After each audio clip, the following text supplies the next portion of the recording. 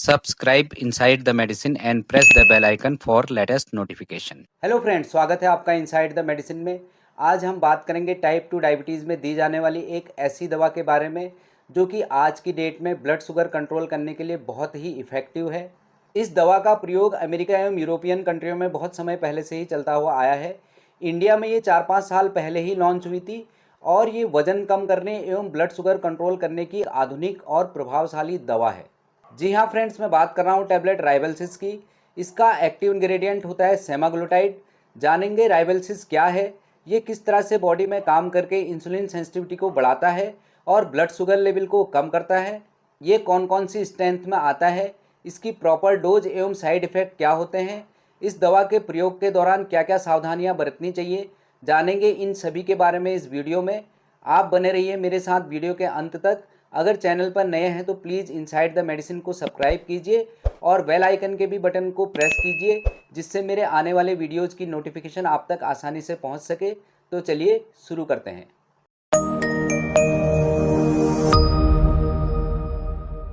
तो फ्रेंड्स, सबसे पहले जानते हैं टैबलेट राइबेलसिस क्या होती है। ये GLP-1 रिसेप्टर एगोनिस्ट यानी कि glucagon like peptide diabetes group से आती है। इसमें semaglutide as a active ingredient होता है और ये मार्केट में अलग अलग स्ट्रेंथ में आती है, जैसे राइबेलसिस 3 mg, राइबेलसिस 7 mg और राइबेलसिस 14 mg। फ्रेंड्स, अब जानते हैं टैबलेट राइबेलसिस शरीर में काम किस तरह से करती है, यानी कि इसके मैकेनिज्म ऑफ एक्शन के बारे में।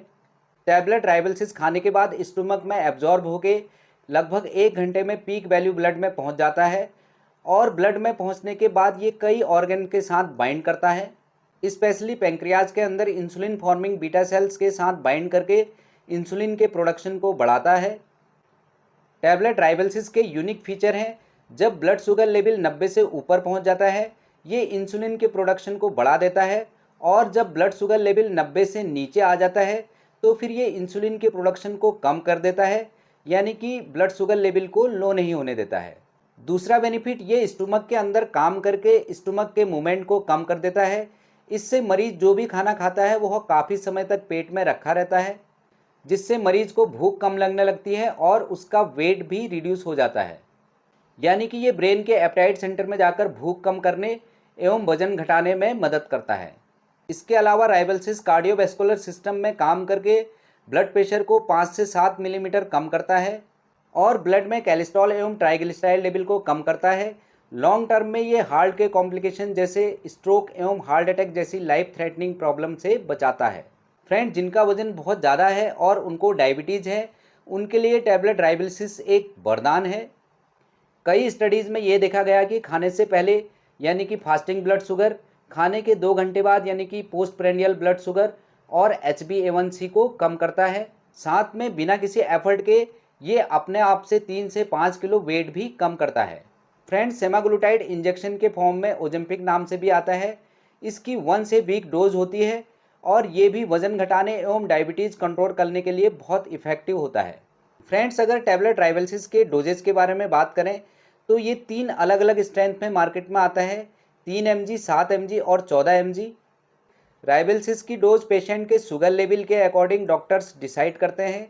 जनरली इसकी स्टार्टिंग डोज 3 mg से की जाती है। इसको सुबह खाली पेट सबसे पहले टैबलेट आधा गिलास पानी के साथ लिया जाता है। इसको लेने के बाद आधा घंटे तक कुछ भी लिक्विड या फिर सॉलिड नहीं लिया जाता है। इवन कोई मेडिसिन भी चल रही है तो भी उसको आप आधा घंटे तक नहीं ले सकते हैं। हाँ, आधा घंटे बाद आप कुछ खा सकते हैं। आफ्टर 1 मंथ एक बार मरीज में ये दवा सूट होने पर इसको 7 mg में शिफ्ट कर दिया जाता है। अधिकतर केसेस में 7 mg के बाद ब्लड शुगर लेवल कंट्रोल रहने लगता है। अगर किसी पेशेंट में एक्स्ट्रा रिस्पॉन्स की ज़रूरत है तो फिर आपके डॉक्टर 14 mg भी शुरू करते हैं। फ्रेंड्स, टैबलेट राइबेलसिस के साइड इफ़ेक्ट की बात करें तो इसका मेन साइड इफ़ेक्ट होता है ये स्टोमक के मूवमेंट को स्लो कर देता है, जिससे खाना पेट में बहुत देर तक रखा रह जाता है और इसके कारण व्यक्ति को भूख कम लगती है, यानी कि आप ज़्यादा खाना खा नहीं पाओगे। अगर ज़्यादा खाना खाने की कोशिश की तो फिर जी मचलने जैसी समस्या हो सकती है, और फिर भी आपने ज़्यादा खाना खा लिया तो फिर आपको उल्टी होने लगेगी। कभी कभी ये स्टूल को भी लूज कर सकता है। अधिकांश लोगों में ये माइल्ड सिस्टम दवा के शुरुआत के दिनों में दिखाई देते हैं। एक बार दवा के बॉडी में एडजस्ट होने के बाद ये स्वयं ही ठीक हो जाते हैं। वैसे तो ये एक सेफ दवा है, लेकिन GLP-1 रिसेप्टर एगोनिस्ट ग्रुप की दवाइयों के कुछ प्रिकॉशंस होते हैं। यानी कि फैमिली में किसी को मेडुलरी थायराइड कैंसर जैसी समस्या हो तो फिर ऐसे लोगों को ये दवाई नहीं दी जाती है। और किसी को पैंक्रीटाइटिस यानी कि पेट में बहुत ज़्यादा दर्द रहता हो और वो दर्द पीठ तक जाता हो तो फिर ऐसे लोगों में भी टैबलेट राइबेलसिस नहीं दी जाती है। इसके अलावा 18 साल से कम उम्र के बच्चों को, प्रेग्नेंट वुमेन और ब्रेस्ट फीडिंग मदर को भी ये दवा नहीं दी जाती है। फ्रेंड्स, यहाँ पर एक बात ध्यान रखना बहुत ज़रूरी है, ये दवा इंडिया में स्वीडन से बन के आती है, इसलिए ये बहुत ज़्यादा कॉस्टली होती है। इसकी 3 mg की एक गोली 315 रुपये की, 7 mg की 352 रुपये की और 14 mg की 387 रुपये के आसपास पड़ती है। यानी कि इसका महीने का टोटल खर्चा 9 से 10 हज़ार रुपये आता है। इसका इंजेक्शन भी आता है जो कि वीकली लगाया जाता है। इसकी भी महीने की कॉस्ट लगभग 9 से 11 हज़ार रुपये आती है। फ्रेंड्स, टैबलेट राइबेलसिस एक प्रिस्क्रिप्शन मेडिसिन है, इसलिए इसका प्रयोग स्वयं से कभी भी नहीं करना चाहिए।